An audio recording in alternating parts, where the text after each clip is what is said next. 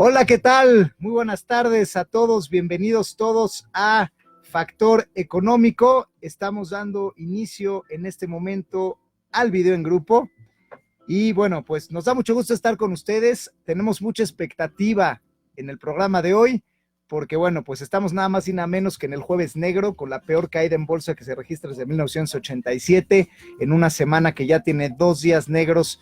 Es la vez que más ha caído la bolsa históricamente en cuanto a puntos, no en porcentajes, sin embargo, en cuanto a puntos. La caída tiene paralelos a la crisis de 2008, el tipo de cambio disparándose, una volatilidad sin precedentes, aeropuertos cerrados, y bueno, justamente el tema de hoy por eso se llama economía, bolsa y coronavirus. Y para eso, pues, para este diálogo que vamos a tratar de abordar varios temas, vamos a hacerlo en un lenguaje sencillo para que todos nos puedan acompañar. Vamos a estar abiertos a preguntas, así que síganos, compartan la liga en Facebook. Vamos a salir fuerte con este. Y bueno, me acompaña el día de hoy un gran amigo, Alan Birman, quien es también maestro en finanzas. Estudiamos juntos. Alan es un gran analista y fue además reconocido como el promedio más alto de toda la generación, por lo que va a traernos una mente brillante. Bienvenido, gracias, mi querido Alan. Gracias, muchas gracias. Vamos a platicar un poquito de pues, estos factores económicos de la pandemia ya declarada, cómo va a afectar directamente a la economía y cómo se unen estos factores a otros temas del momento, a otros factores que hacen que esta pandemia llegue pues, en el peor momento posible. Nunca es buen momento para una pandemia, pero hay otros factores que hacen que sea pues, un muy mal momento. Y cómo esto pues, va a afectar la economía, cómo nos va a afectar en nuestro día a día, en nuestra chamba, en pues, nuestros temas, ¿no? Así es, y bueno, empecemos de lo general a lo particular, empecemos hablando del mundo. ¿Qué podemos decir de la pandemia? O sea, ¿qué es realmente lo importante de la pandemia? Hay una frase que estábamos comentando fuera del aire antes de empezar, donde decíamos, más que gente enferma, esta pandemia puede generar gente quebrada.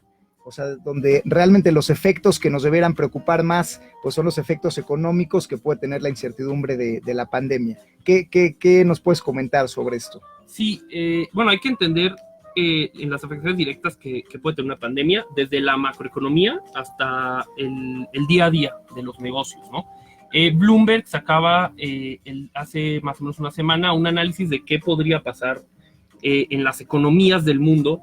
En una pandemia mandaban 3 escenarios, un escenario donde China podía contener el contagio, habían contagios menores, otro escenario que es en el que estamos en este momento, de outbreaks del virus en distintos lugares del mundo y qué países se podrían ver más afectados, y un tercer escenario de una pandemia global, ¿no?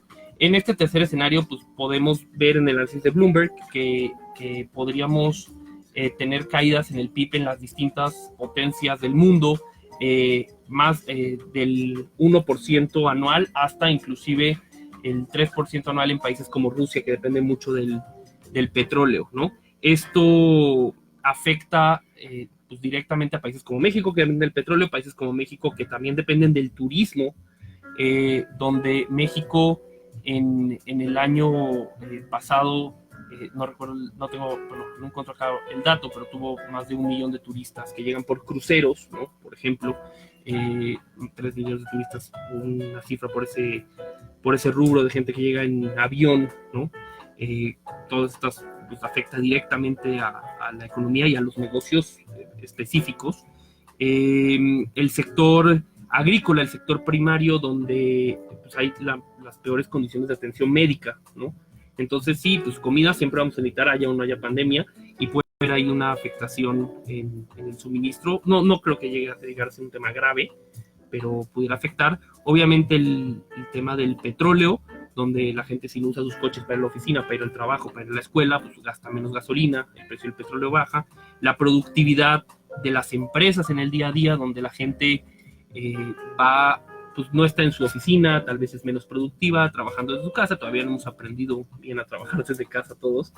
Y obviamente todo esto se transfiere en un menor consumo en todo tipo de bienes, restaurantes, etcétera, tal vez excepto en los que son bienes de salud, donde puede haber un incremento, pero eso no compensa todo lo demás que perdemos, ¿no? Que perdemos. Entonces, sí, haciendo un resumen, digo, al final, eso, tratando de ser muy pragmáticos con este tema, vamos a tratar de evitar juicios políticos y la parte que también se da para hasta comedia de las diferentes reacciones de los gobiernos. Ok, aquí lo importante es que, pues, estamos saliendo de un año, pues, recesivo, tanto en México como en el mundo. Fue un año complicado donde había un escenario más optimista para este 2020 de recuperación. Este año se va entre los dedos en los primeros meses del año por el tema de, bueno, pues todo este tema del coronavirus, del precio del petróleo, que son dos fenómenos distintos pero interrelacionados que ahorita vamos a platicar, y ahí justamente empieza todo este pánico donde justamente cabe cuestionar la reacción de los gobiernos. Estamos hablando, los gobiernos, ¿qué es lo más fácil para ellos? ¿Sobre reaccionar o subreaccionar?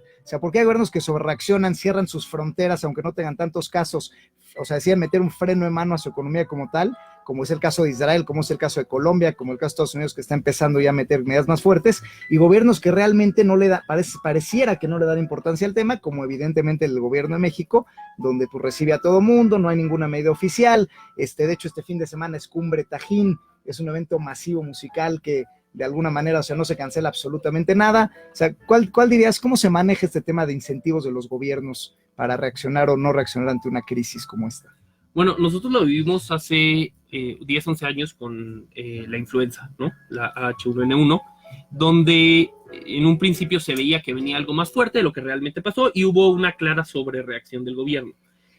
A mi manera de verlo, es más fácil para el gobierno explicar una sobrereacción, para cualquier gobierno, no solo el mexicano, de explicar una sobrereacción y decir, bueno, me llevé la economía entre las patas, pero lo hice por cuidar la vida de mis ciudadanos, a tener una subreacción y decir, no está pasando nada, y que realmente sí resulte ser algo más grave de lo que creemos, y entonces pues se paga con vidas, y eso es un costo político del que ningún gobierno se puede zafar. Todas los indicadores pues, nos parecen indicar que esto si es algo grave, si es algo delicado, pero no es de que todos nos vamos a morir. Las últimas estadísticas que han salido del porcentaje de muertes, pues están un poco altas porque también hay un altísimo porcentaje de gente no diagnosticada, que es un poco lo que ha hablado los artículos, los gobiernos, etcétera. Sin embargo, podemos ver en Estados Unidos, con cierre de fronteras y cierre de vuelos de Europa, podemos ver en Israel diciendo todo el mundo llega y se pone en cuarentena, que definitivamente los gobiernos se están inclinando hacia una sobrereacción, porque el costo político de decir reaccioné de más por cuidar tu vida es mucho más fácil de explicar al costo de no reaccioné y costar me costó vidas, la vida, ¿no? Claro. Y entrando un poco a las cifras, digo, justamente vemos que del porcentaje diagnosticado oficialmente hay un 40% enfermo todavía. Prácticamente significa que hay un 56% que está en proceso ya de recuperación o recuperado, y hay un 3.5% que ha muerto, ¿no? Sin embargo, aquí el tema realmente pues, delicado de esta pandemia es que es el nivel de mortandad relacionado directamente a la edad de los que padecen la enfermedad. Es decir, aquí tenemos una estadística que nos dice que de gente de arriba de 80 años tiene probabilidad de morir 1 de cada 6. Gente que tiene entre 70 y 79, 1 de cada 12, y gente de 60 a 69, 1 de cada 27, que es un porcentaje alto. Ya si nos vamos de 59 para abajo, ya se va diluyendo en mucho la posibilidad de riesgo, donde pues digamos que hasta 40 a 49 ya es uno entre 250. Es decir, al final del día los gobiernos están sobre reaccionando, podríamos decir, porque sobre todo en Europa, por ejemplo, sabemos que es una población que está envejeciendo, que la pirámide poblacional se ha invertido en los últimos años, y pues en claro, si al final mi población es mayormente una población hacia una tercera edad, una población mayor de más de 60 años, si esto realmente se fuera riesgoso y se difuminara de manera explosiva y exponencial, pues sí pones en un riesgo de vida mayor a una población ya mayormente envejeciendo. Y entonces, en ese sentido, por eso es que de alguna manera, por eso los gobiernos, como dice, sobrereaccionan, y al final nunca nadie te va a poder reclamar, oye, es que reaccionaste de más, por el tema de, pues sí, o sea, no te pueden reclamar que quisiste salvar vidas, ¿no? Sin embargo, ya cuando, entendemos eso, o sea, que hay una relación entre la pirámide poblacional de los países y su nivel de reacción, calculando el riesgo potencial que habría, y sin embargo, cuando nos venimos a los facts, a los como tal, realmente lo que estamos también comentando fuera del aire es que no hay ningún hecho que te indique que cerrar los aeropuertos y cerrar las fronteras realmente tengan un efecto pues como tan contundente, ¿no? Es algo como que no tan probado y que no sabemos qué tan efectivo puede hacer eso, ¿no? Sí, claro, y hay que entender, pues, estas sobrereacciones de los gobiernos, ¿no? Donde sí quiero, digo, no metiéndome en el tema político, pero sí quiero hacer algo claro. La verdad es que escuchando al subsecretario López-Gatell, me parece el que está atendiendo este tema por parte de la Secretaría de Salud, la verdad es que ha sido bastante objetivo, ha sido bastante claro. Me parece que ha sido de los funcionarios políticos a nivel mundial que más ha sabido manejar el tema de una manera más profesional y objetiva, pero aún así se ha generado inclusive en México un miedo importante de la gente. Digo, que parecen cosas chistosas como ver Costco lleno de gente y con filas enormes para comprar litros de Lysol y de agua, pero bueno, o sea, aún así hay un miedo fuerte, aunque México pareciera en este momento estar subreaccionando en comparación con otros países, ¿no? Y es algo curioso. Sí, de alguna manera, digo, aquí lo que tendríamos que leer de la estrategia política, digo, más que si es tonto o no tonto el presidente, que muchas de las críticas mediáticas van hacia allá, o sea, es un tema donde a mí me parece que el presidente actualmente piensa que él ya pagó un costo muy alto económicamente, que viene arrastrando desde, pues, realmente toda esta cuarta transformación, ¿no? Es decir, de pues todo este proceso de intento de limpieza de la corrupción, de este tema de aumentar la base fiscal y los impuestos, o sea, todo esto que fue absolutamente un fenómeno interno, eso le pegó a la economía de alguna manera el año pasado, donde, pues bueno, él estuvo dispuesto a asumir ese costo, ¿no? Vamos a pagar un costo económico con tal de buscar hacer una limpieza a la corrupción, vamos a crecer menos, el consumo quizá va a bajar porque pues va a haber menos inversión, la vivienda se cayó pues de manera contundente, mucha gente hubo mucha salida de capitales del país, etcétera. Y se le estaba apostando a que en este 2020, lo cual representaba ya una tercera parte de su tiempo en el poder, pues iba a recuperar un poco. Cuando tienes un riesgo de una caída en el PIB tan grande, sobre todo México teniendo a Pemex ahora sí que en un primer plano de la economía, pues a mí me parece que lo que está haciendo López Obrador es decir, bueno, pues si además yo me sumo y sobrereacciono, pues igual corro el peligro de tener 2 muy malos años en materia económica y es un costo que él no está dispuesto a asumir, o sea, él prefiere tratar de mantener la economía lo más estable posible, pues supongo que busca una imagen de su gobierno, lo cual nos parece pues poco comprensible porque bueno, realmente lo que se puede llevar entre las patas pues es justamente el riesgo para con su propia población, ¿no? Sí, claro. Bueno, y tenemos mayores indicios en esta ocasión que hace 11 años de que esto sí es un asunto un poco, bueno, bastante más contagioso que la influenza en ese momento, aunque menos peligroso, ¿no? Claro. Pero pues, tendremos que ver cómo sigue la reacción del gobierno. El gobierno ha puesto como fecha tentativa el 20 de marzo para entender por los periodos de incubación, pues cómo va a comportarse la epidemia en México y ver pues cómo estamos. No, yo no me atrevería todavía a decir que México, porque ha habido mucha especulación de que están ocultando casos y ese tipo de cosas. Yo creo que todavía no hay elementos para hablar de eso.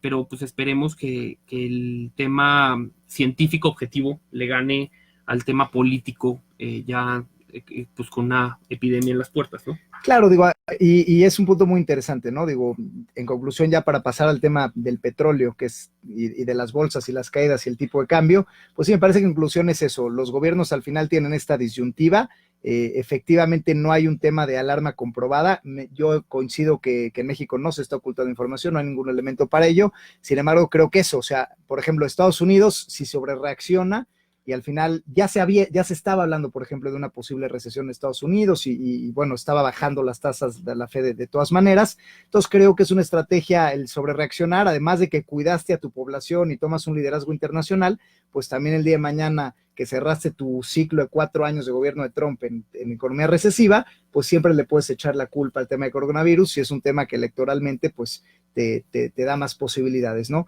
Claro. Y me parece que el tema de México es un tema justamente opuesto, ¿no? Que aquí, como no tiene esos quizá incentivos perversos, acá están aguantando lo más objetivamente posible para dañar lo menos posible la economía ya de por sí dañada, ¿no? Sí.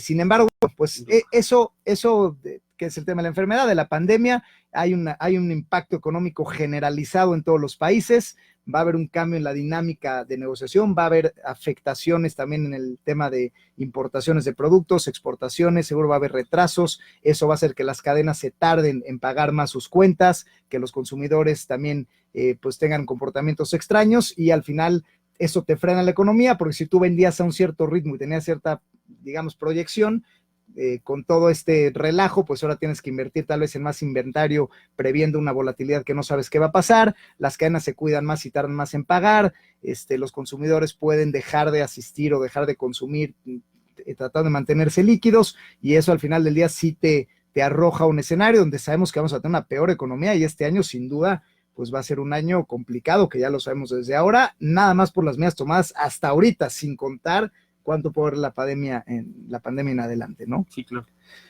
Y bueno, en el petróleo, de repente, fuera de este tema de salud, hay otro tema que pues tiene preocupados a todos, ¿no? Y es que la bolsa ha caído de manera estrepitosa y pues que los precios del petróleo se han ido también al suelo y se nos habla de un desacuerdo que es entre los productores principales, de una guerra silenciosa entre Estados Unidos, Rusia y Arabia, y pues vamos tocando, si te parece bien, pues tema por tema.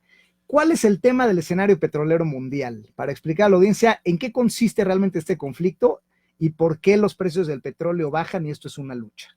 Bueno, primero existía ya desde hace varios años un descontento importante por los países con grandes yacimientos de petróleo en contra de Estados Unidos por el tema del fracking, ¿no? Claro. Estados Unidos, a través del tema del fracking, ha podido obtener mucho más petróleo del que sus reservas, digamos, tradicionales sus reservas naturales tradicionales podían ofrecer. Digo, que fracking, para explicarlo, es esto de sacar gas y energía desde las piedras, ¿no? Es el tema de romper las piedras hacia el subsuelo, lo cual implica una mayor tecnología, que es más caro, y entonces obviamente tú necesitas, para poder costear algo así, necesitas que el precio del petróleo se mantenga alto para poder hacer fracking, mantenerte rentable y como líder en la industria, que es lo que había logrado Estados Unidos hasta el momento, ¿no? Sí, correcto. Estados Unidos, a pesar de tener reservas, pues estaba fuerte en el fracking. Me parece que la cifra es entre 42 y 48 dólares el barril. Correcto.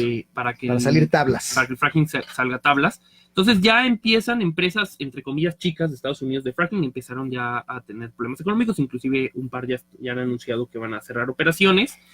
Y bueno, entre Rusia y Arabia Saudita también ha habido ahí un conflicto entre pues, el tema de la OPEP y que Rusia hace lo que quiere y que no hace lo que quiere, pero había como un acuerdo silencioso, ¿no? Pues, aunque no estamos de acuerdo, nos ponemos de acuerdo. En el precio del barril, ¿no? Entonces, en limitar la producción para mantener los precios del barril. No se baje tanto, ¿no?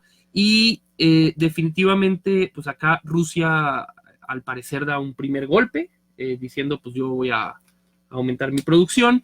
Rusia quiere golpearle a Arabia Saudita con esto, y Arabia Saudita pues contesta con un contragolpe diciendo pues yo aguanto y yo también voy a aumentar mi producción. Arabia Saudita pues es el mayor productor de petróleo del mundo y decide no ponerle freno a su producción, lo que generará una sobreoferta del petróleo. Y cómo se relaciona pues con la pandemia, una baja en la demanda, porque la gente utiliza menos sus vehículos para ir al trabajo, sale menos, entonces pues eso genera una tormenta en el tema petrolero, donde vemos una caída de los precios tremenda que se lleva obviamente a México entre las patas, porque pues, México es un gobierno cuyos ingresos petroleros son bastante importantes, en un momento en el que la petrolera del Estado, Pemex, está en una muy mala situación económica, donde pues tuvimos un estado de resultados con una pérdida de más de 600,000, ya consolidada, de más de 600,000 millones de pesos el año pasado, y una capacidad productiva, una productividad de la empresa cayendo en picada desde hace 3 sexenios, ¿no? Especialmente desde el último sexenio desde el sexenio de Enrique Peña Nieto.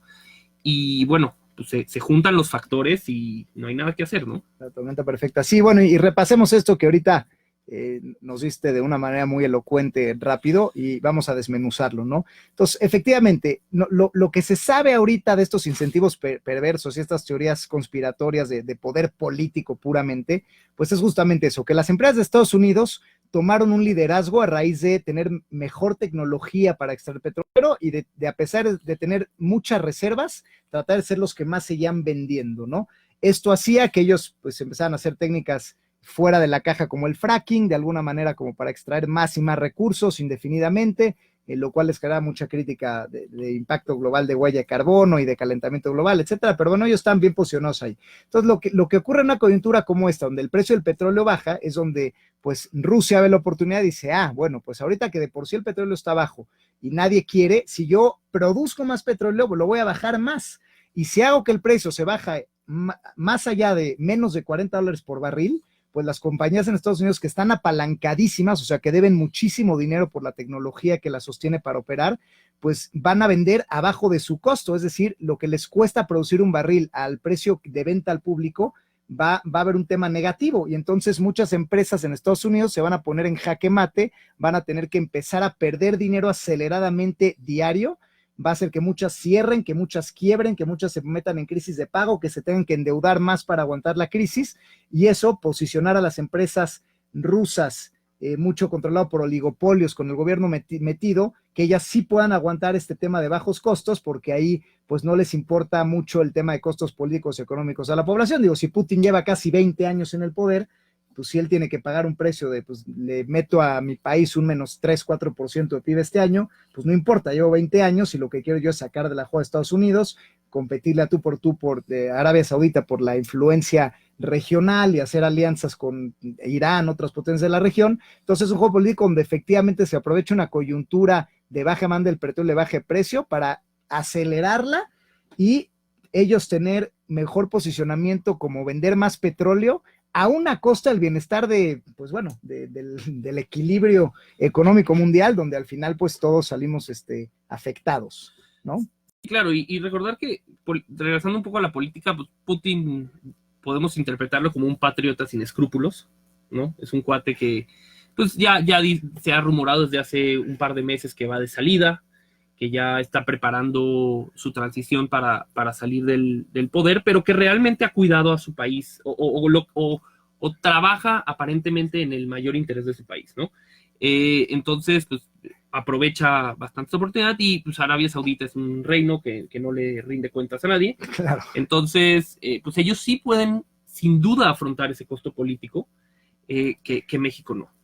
Claro, y ahora sí entremos de lleno al tema de Pemex, digo, que también lo comentaste ahorita de rasgos. Sin embargo, digo, aquí en este programa hemos hablado mucho de Pemex como el punto, el meollo del asunto del éxito o fracaso del sexenio, ¿no? Y justamente iba por donde estás comentando. O sea, todo el mundo sabemos que Pemex, o bueno, para dar algunas cifras, Pemex hoy en día representa casi el 20% del presupuesto del país.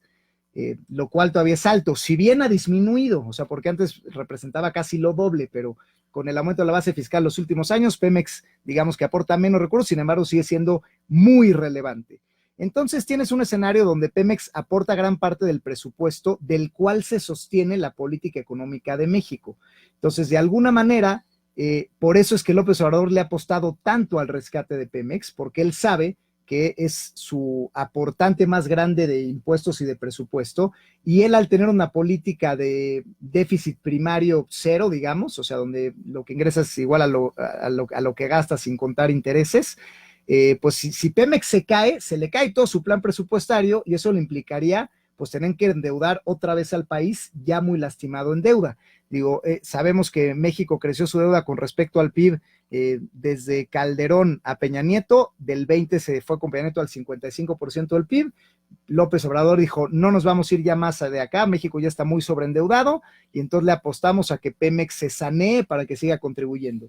Y por eso se hizo toda la reestructura, que a Pemex le dieron más dinero en un esquema tipo Grecia, donde debes, no me puedes pagar, te doy más dinero y más plazo para que me puedas pagar, y aún así, todavía con los precios altos de petróleo, Pemex llevaba, pérdidas de dinero constantes, pérdidas operativas, es decir, ya dejando el tema ni siquiera de utilidad neta, o sea, ya desde la operación, México pierde miles de millones de pesos todo el tiempo, donde la operación no es rentable, y eso que ni siquiera había empezado el tema de Dos Bocas formalmente la inversión fuerte. Entonces tienes de alguna manera, una empresa paraestatal que aporta la mayor parte del presupuesto del Estado, que no se ha podido rescatar, que debe ahora más dinero, donde no le puede pagar a los proveedores y la banca de desarrollo ha estado aportando este pago a proveedores, y donde aún con el precio del petróleo sano perdía dinero. Y ahora le metes esta coyuntura internacional de un pleito entre Rusia, Estados Unidos, Arabia Saudita, que le pega a México porque baja el precio del petróleo, y entonces México entra en un tema donde pues ahora va a perder todavía más dinero.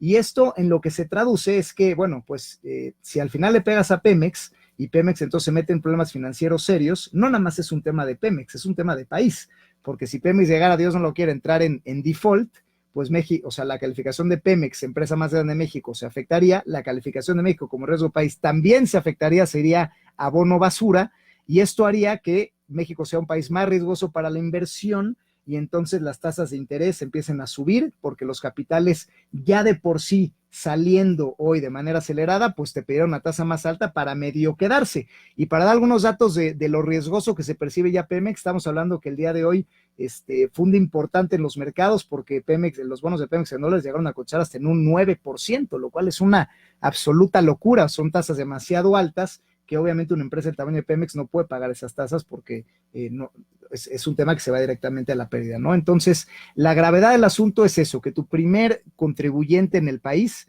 está perdiendo dinero, y la coyuntura mundial, que no sabemos cuánto va a durar, que estamos en medio de una guerra de precios ajena que ni nos tocaba, pero pues Pemex se ve entre las patas, y eso nos debe preocupar por el tema de tasas de interés a nivel económico, y por temas evidentemente de tipo de cambio, que cuando pues el país se endeuda tiene más tasas de interés, pues de alguna manera también hay una afectación al tipo de cambio, donde pues la gente quiere menos pesos, la gente se sale buscando terrenos seguros, y bueno, es ahí donde hay una afectación también importante, ¿no? Sí, claro, y también al nivel pues, del día a día, tienes el menor consumo de gasolina, menor ingreso para el gobierno por el IEPS, ¿no? Por los impuestos a la gasolina, y pues súmale, ¿no? Y súmale, menor actividad económica de las empresas, que regresando al primer punto del coronavirus, menor recaudación fiscal, ¿no? Despidos, menor impuesto sobre nómina,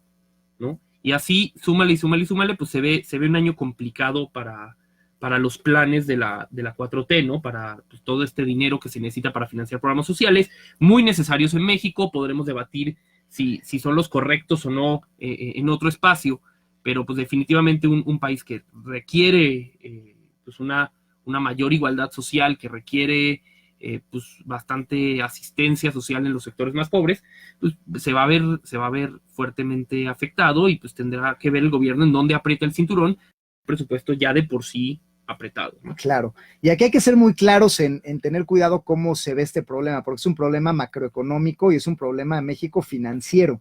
No es un tema de malas decisiones políticas necesariamente, aunque las hay, ¿no? El tema de Dos Bocas evidentemente es una mala decisión, pero también sería equivocado decir que Pemex está quebrada por López Obrador. O sea, sí, no, Pemex claro, viene a caer en su producción aceleradamente desde Peña Nieto, entonces es una economía que ya perdía dinero, que ya producía mucho menos, que ya está muy endeudada, que ya estaba con una empresa poco eficiente.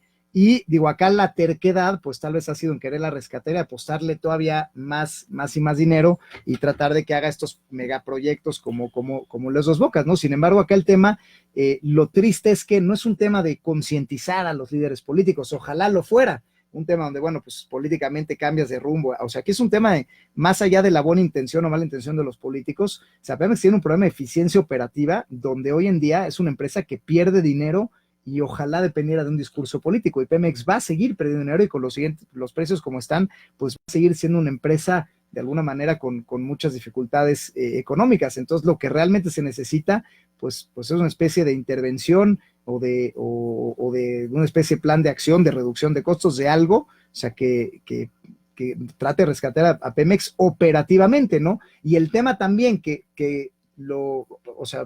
trae como consecuencia este fenómeno, que es el tema de mayores alzas de tasas de interés y de evaluación de tipo de cambio, pues es algo también que determinan los fondos internacionales y van más allá de México, ¿no? De hecho, ahorita algo muy interesante que está pasando en los mercados es que la gente se sale no nada más del peso, se sale de todo y se va al dólar, como diciendo, yo en lo único que confío pues es en Estados Unidos, que muy criticado, pero todo mundo se va al dólar. Y esto inclusive a costa del oro y hasta de las criptomonedas, que normalmente habían seguido una correlación negativa, ¿no? Donde, bueno, no sabemos qué va a pasar, pero el oro es un safe haven, ¿no? Un lugar seguro de inversión, o las criptomonedas ante, digamos, salirte del sistema político, también eran como un aparente refugio. Hoy en día cayó el oro, cayeron las bolsas, cayeron las monedas, cayeron las criptomonedas, o sea, cayó todo y todo el mundo se está yendo al dólar en un tema de pánico, ¿no? Entonces, bueno, pues sí, si de por sí ya se está yendo al dólar, o sea, lo que nos está diciendo México, que estaba bajando tasas de interés para reactivar la economía, ante este fenómeno que lo rebasa, pues va a tener que medio mantener las tasas y hasta subirlas para retener inversión, que no haya tanta fuga de capitales. Y de hecho, hoy un dato muy importante también es que hoy ya intervino el Banco de México en la economía. El Banco de México salió a hacer una compra masiva de bonos de largo plazo y sustituirlos por deuda de corto plazo, intentando dar certidumbre en los mercados y de alguna manera no pegarle tanto a la deuda de largo plazo mexicana, que no se colapsara tanto en cuanto a sus rendimientos. Y bueno, o sea, lo cual te dice que de alguna manera eso está fuera de control también de cualquier decisión de política interna que pueda hacer, ¿no? Lo que de alguna manera decimos de una tormenta perfecta. O sea, hay que entender que México tiene una afectación, donde pues padeces de tener una empresa que al final está ligada a precios de petróleo que no controla, pero, o sea, lo que sí hubiera podido controlar es pues, ser rentable antes de que caiga el precio del petróleo. Ahorita no era rentable y esto pues le viene a dar al traste. Y bueno, entonces tenemos una expectativa que vamos a tener una debacle en el presupuesto. O sea, sin duda México va a tener que reajustar su presupuesto como país, lo cual va a pegarle a la inversión y lo cual va a pegarle al crecimiento económico y al consumo, lo cual va a implicar que las tasas de los créditos no bajen tan rápido como estamos esperando y la gente siga siendo caro invertir, comprar casa, etcétera. Y pues de alguna manera que también estemos de alguna manera tratando de mantener los capitales con altas tasas de interés altas, ¿no? Entonces es un escenario más que una decisión voluntaria, ¿no? Sí, claro, creo que ahí no hay mucho que hacer. Y digo, entender que pues, el precio del dólar, un dólar alto podría ayudar un poquito a la economía, pues fomentando el consumo interno, haciendo que aunque el precio del petróleo baje en dólares, suba en pesos. Sin embargo, pues, se ha vuelto también un tema político el precio del dólar, ¿no? Y no le conviene tampoco al gobierno un dólar alto porque es un indicador que le criticaron mucho a gobiernos anteriores y que se puede volver pues relevante. O sea, si entendiéramos que pues así es el precio del dólar, es un tema de mercado y que pues podríamos inclusive beneficiarnos hasta cierto punto en un dólar alto, pero bueno, políticamente un dólar alto se ve mal, ¿no? Claro, que un poco había sido el estandarte pues del gobierno actual, ¿no? O sea, como, mira, me podrán criticar, pero los índices macroeconómicos están estables, o sea, tengo una inflación estable, tengo un tipo de cambio estable, y ahorita con la volatilidad tal cual, pues sí, o sea, en el gobierno con un afán de mantener una buena imagen, pudiera también como intervenir de más en cosas que realmente están muy fuera de su control, porque al final no puedes estar complaciendo a los grandes fondos de inversión que te estén pidiendo tasas altas, pero por otro lado también pues dependes mucho de eso para que tu moneda no se devalúe tanto.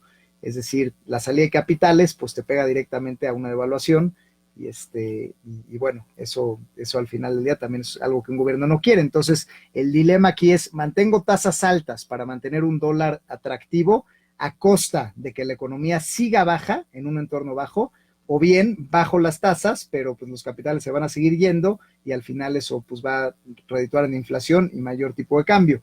Pero, y entonces pues es un dilema muy difícil de decidir, que me gustaría escuchar tu punto de vista al respecto y entender que pues bueno, aquí en México estamos hablando del top 3 de ingresos que tiene, que son pues básicamente, lo comentamos tan afuera del área, que son pues remesas, petróleo y turismo. Pues en el petróleo te pega durísimo y en el turismo también te pega durísimo, ¿no? Entonces tienes, bueno, las remesas al final también habrá que ver si la gente en este tema de mayor crisis, pues manda más o menos dinero. De hecho, históricamente, cuando hay crisis en Estados Unidos, que se proyecta que la habrá, la gente que vive allá manda menos remesas a México porque necesitan ahorrar más allá y necesitan de alguna manera sostener su nivel de vida allá. Entonces proyecta que también caigan las remesas y que de alguna manera pues los 3 rubros de ingreso más importantes para el país caigan, lo cual pues no hay mucho más que analizar al respecto, ¿no? Eso ¿qué más puedes decir después de eso, no?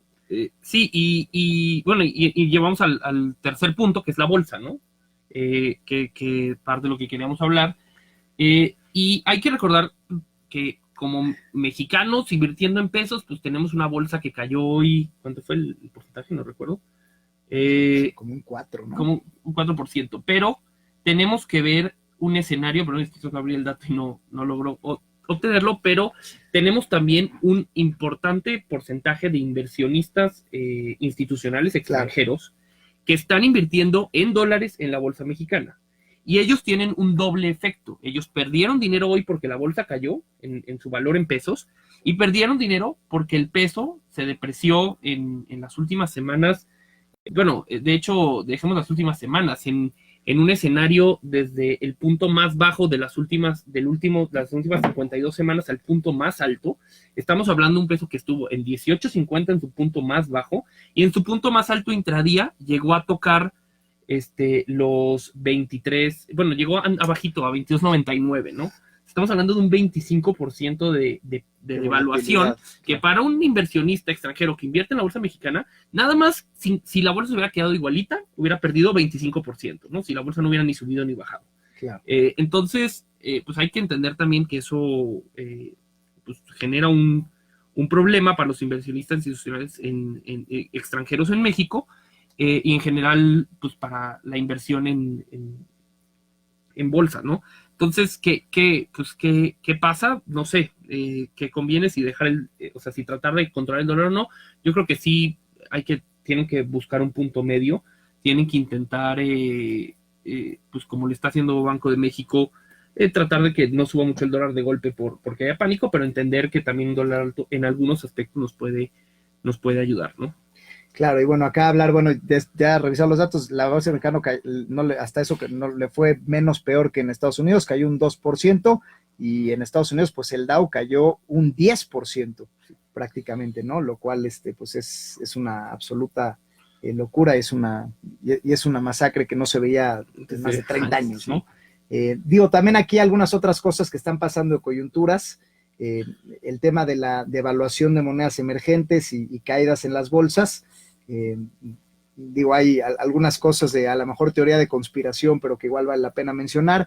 Digo, se habla de que las empresas chinas están aprovechando la caída en sus bolsas también para recomprar acciones de sus empresas productivas principales, lo cual también será un movimiento económico para, digamos, empresas grandes chinas que tenían accionistas europeos y accionistas norteamericanos. Ahora que cae el precio, pues se habla de que ellos podrán estar haciendo también, aprovechando la coyuntura para recomprar acciones de sus principales empresas, sacar a sus socios internacionales y de alguna manera tener un control más absoluto sobre su producción, ¿no? Lo cual te habla que, digo, alineado con lo que hace Rusia en el petróleo, pues que estamos viendo como una disparidad interesante, ¿no? Donde los países pues más autoritarios de alguna manera, ya sea desde el petróleo, ya sea desde las bolsas, están tratando de tomar un control, aventando dinero a una costa de la propia salud económica de sus países, y del tema de desestabilizar la economía mundial. Lo que está haciendo es tomando China posiciones en sus empresas nacionales, Rusia tomando pues competencia y tomando mercado, vendiendo petróleo pues por abajo del costo y tratando de tomar la competencia, donde estamos también hablando de un mayor reacomodo. O sea, lo que esconde la volatilidad en las bolsas también,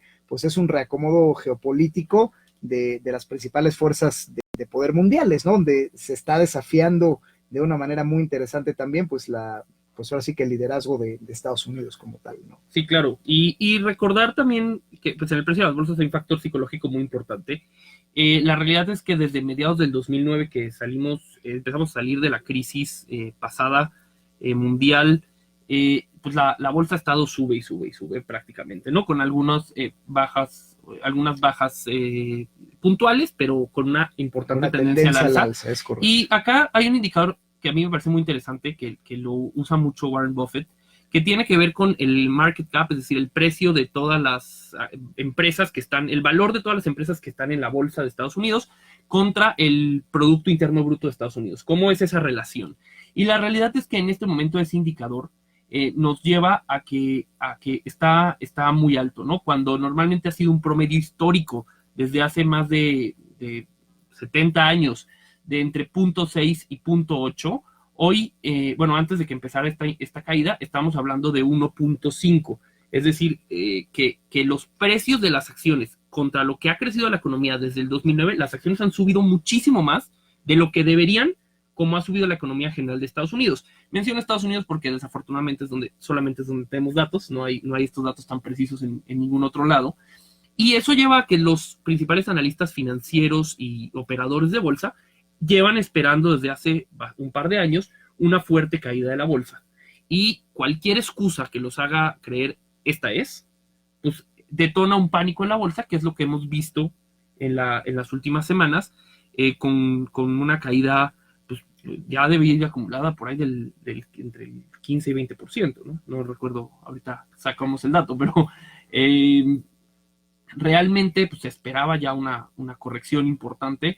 Sí, mi opinión personal, y esto pues, es imposible saberlo, ¿no? Pero, y creo que coincide con varios analistas más pesimistas, es que todavía falta mucho por caer en la bolsa. Bueno, no mucho, pero no estamos todavía en el fondo, pues porque tiene que haber también una corrección fundamental donde había un sobreoptimismo en los precios de las acciones, pensando en un crecimiento global. Pues si esto se vuelve una pandemia y llevamos al escenario más pesimista, donde donde pues muere un porcentaje, pues digamos, importante de la población, hablando de 0.8, 0.5% de la población mundial, que sería un escenario catastrófico. No creo que vaya a llegar ahí, pero con las economías petroleras cayendo, con los PIBs de los países principales productores de petróleo cayendo, con el consumo cayendo a nivel mundial, pues sí se entiende este pánico que se han visto en las bolsas, y que pues probablemente tenga sus rebotes al alza, pero que lleve a una caída pues rápida de la bolsa en los próximos meses, ¿no? Y esto, de nuevo, es una opinión, ¿no?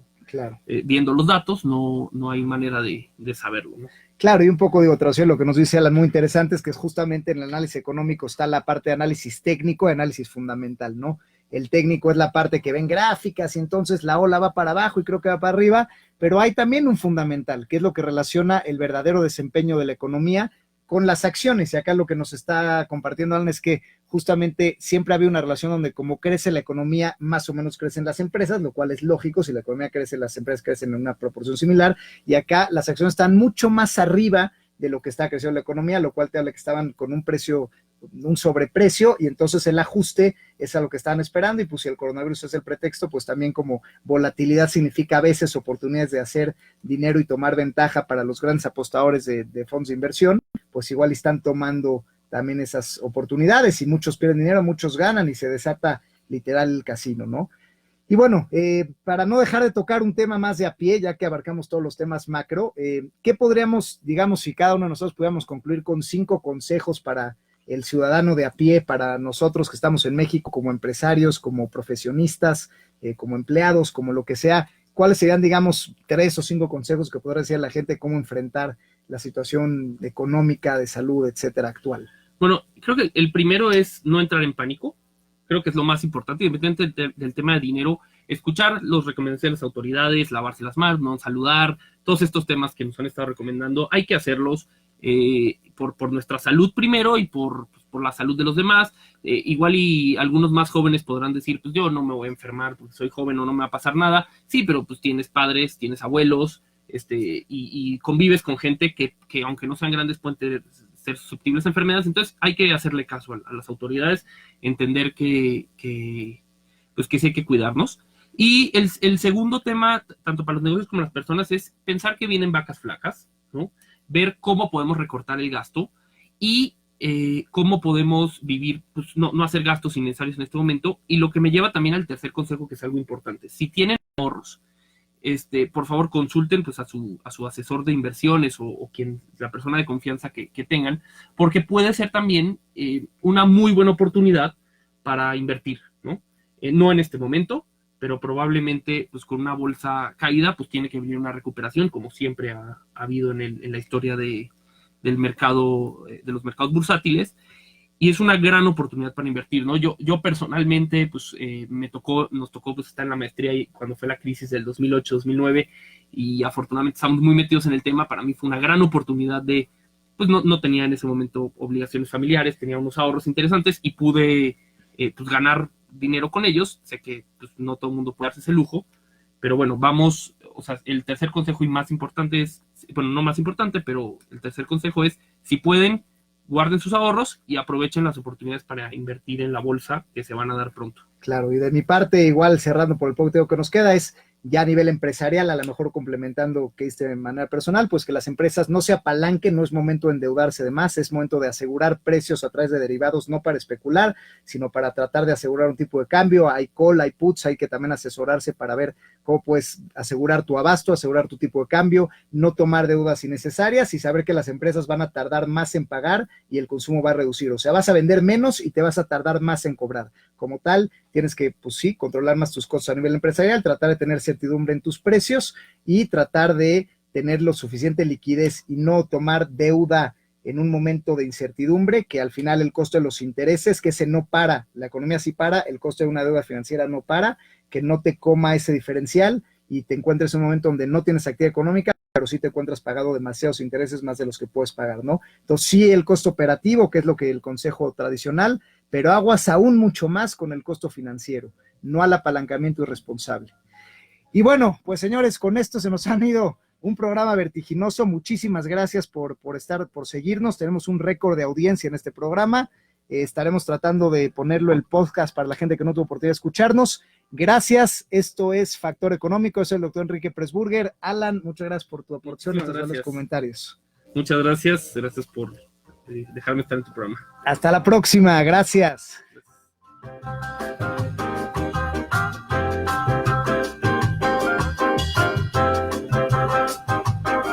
Radio 13, 1290 MX.